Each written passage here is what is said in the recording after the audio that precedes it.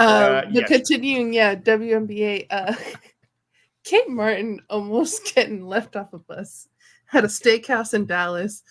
I love this Vegas Aces team and just what they're doing with Kate Martin. I love it so much.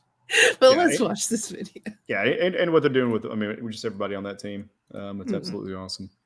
And here we go.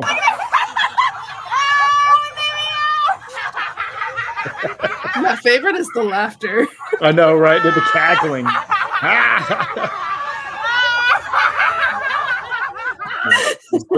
Just leave her. And that's what you get, you know. You gotta show up on time. And her birthday was June 5th, and the Aces tweeted out, I think we got the picture of it. Oh, okay, yeah. Yeah. Let's see. We got a couple of tweets. I don't know if we missed It's those. the first one, yeah. Okay. Yep. Just that one, yeah. The birthday girl was really, really early to the bust for shoot around. Yeah.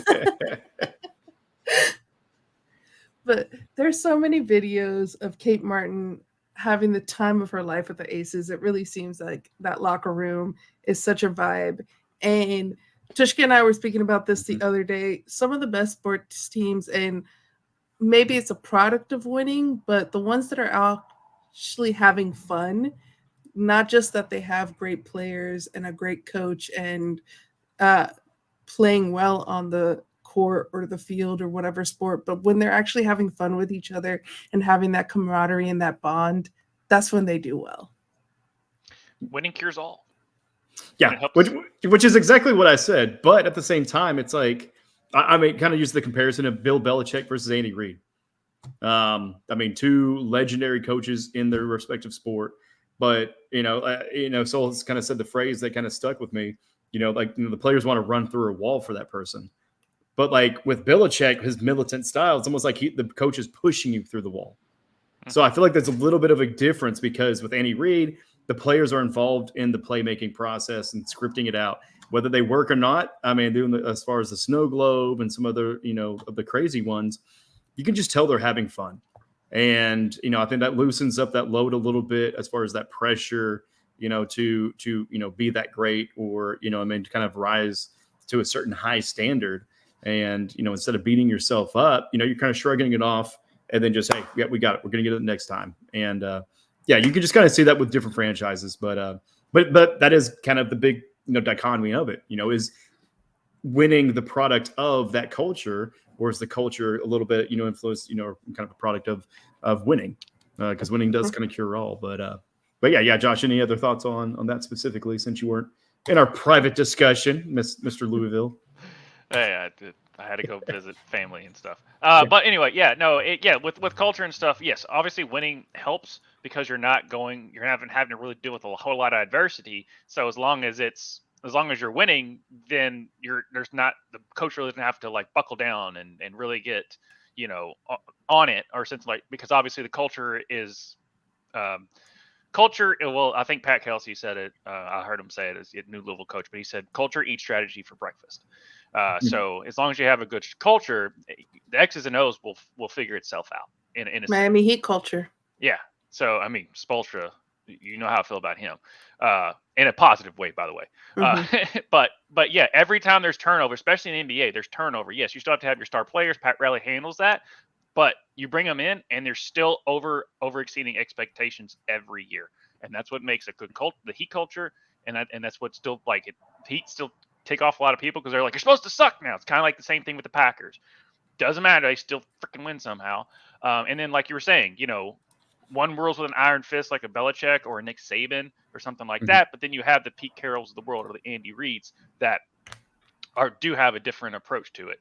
But both of them are right. There's no like you have to do it this way, and there's only one way to do it. But your culture, eat strategy for lunch, you win. Everyone's having a good time because you are winning. So there's no reason to change what you're doing, because if it ain't broke, don't fix it. Let's have a good time. Yeah, and Becky Hammond is gonna create great culture because she was under Pop. She knows what great culture looks like. Yeah, and if it wasn't for the spark, the Aces right now being in the middle of their season, Becky Hammond will be getting looks from the NBA teams sooner rather than later. People, that's not a secret or anything like that. It's not a hot take. That's just a fact. I like it. I also heard you say turnover, which kind of reminded me. We talk about employee turnover, just retention of players. We also got some interesting turnovers that happened in the WNBA. Speaking of the Las Vegas Aces. Yeah. Also with the Las Vegas Aces as well. Oh, you want to put that one first? Yes, Josh. Yes. That's why I'm dragging out this transition so you can fucking get this. I had the Kate Martin one up first, okay? Oh, man. Well, this is the one we're trying to get to because it's next. Yeah. All right. Becky Hammond right there. Probably like, what the F are you doing? This is just... Yeah, let's go. Clark to Arike. But I mean, Kelsey Plum is probably what the crap. Point. She's probably so glad Arike did not make that three. That's just a typical like folly of she's trying to listen to her coach and just sees the person in her peripheral and was like, oh yeah, that's my player. Yeah. But we got her tweeting out and that we have that photo. Yep. Bam. Y'all, LOL, I'm not sure what I thought. Just know my teammates aren't letting me live it down. Yeah. And her answering comments, it's the next one. Over. Right. They're going to remind you of the jersey color every time you inbound now. And I love that she says laugh my butt off instead of laugh my ass off. It's super cute. And then the next one. Yeah, okay, next one, okay. Yeah.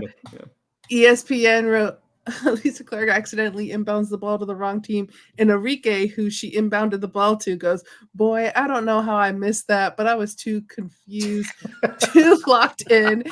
And Alysha goes, laugh my butt off. You didn't want to just throw it back and start over? Right. Yeah, come on. Like, help a sister out. You know what I mean? Like, come on now. What are we doing here? Oh man, it's so good. Hey, Josh, it looks like you got a little color this weekend, brother. But I think to our next segment, it's gonna be Tvshka's favorite segment. Oh, okay. Thick or Gnaw? Yeah. Thick or Gnaw? I like the sounds of this. Okay. This is the one we're sharing, right? Yeah. Oh, okay. Do we get to kind of play along with it? Or? Here we go. Relax.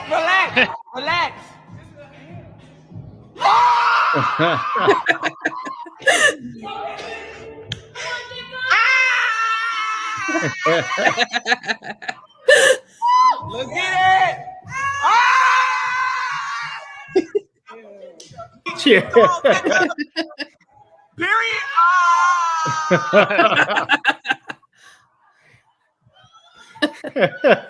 He's like, I thought I had a movie. Relax. Kelsey Plum is so happy. Oh yeah. Suck it, Darren. I mean, damn, that was bad. Yeah. I'm crying.